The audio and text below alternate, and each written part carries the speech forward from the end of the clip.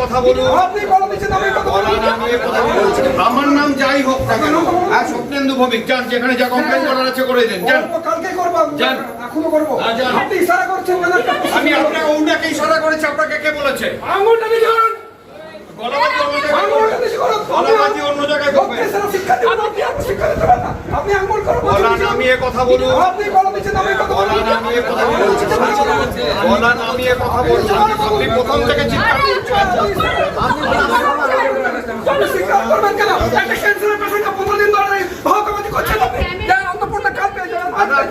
Photo তুলছেন কেন দাদা? আমি অন্নপূর্ণা ভান্ডার নিয়ে একটা মানে ফর্ম ভরেছি। আমার বললাম যে দেখুন আমার ঘরে একটা পেশেন্ট আছে, আমি করে দিলে আমি মেডিসিন দেবো।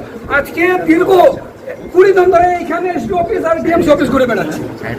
20 দিন ধরে আমি সার্টিফিকেট নিয়ে ডিসেবিলিটি সার্টিফিকেট নিয়ে ঘুরে বেড়াচ্ছি যে আমার করে দেন, একটু আপনাকে পায়ে হাতে ধরছি যে আমার করে দেন সার্টিফিকেটটা।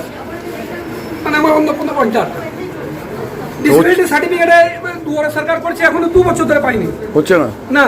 আর আমি একটা কর্মী কাজ করি, 6,000 5,000 টাকা পেমেন্ট পাই, 5,000 টাকা আমার মেডিসিন পাই, 5,000 টাকা মেডিসিন আমার।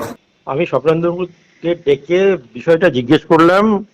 ওই ভদ্রলোক যিনি এসেছিলেন তিনি আগে নাকি গালাগাল করেছেন, তার ভিত্তিতেই তখন ওনাকে বলা হয়েছে যে আপনি একটু আস্তে কথা বলুন। উনি অন্নপূর্ণার ব্যাপারে খোঁজ নিতে এসছেন, এর আগেও উনি এসছেন এবং এর আগেও উনি নাকি আমাদের স্টাফের সাথে দুর্ব্যবহার করেছেন, এটাই আমি স্টাফদের সাথে জানলাম। তো যাই হোক, সরকারি অফিসে আমরা কখনোই আমাদের যারা আছেন, অধিবাসী আছেন দুর্গাপুরের, তাদের সাথে বাজে ব্যবহার করব না। এই বিষয়টা আমি সমস্ত স্টাফদেরকে এই মেসেজটা আমি অলরেডি দিয়েছি আর কি। আমাদেরকে ধৈর্য ধরে শুনতে হবে, তারা কি বলতে চাইছেন, তাদের সমস্যার সমাধান করতে হবে।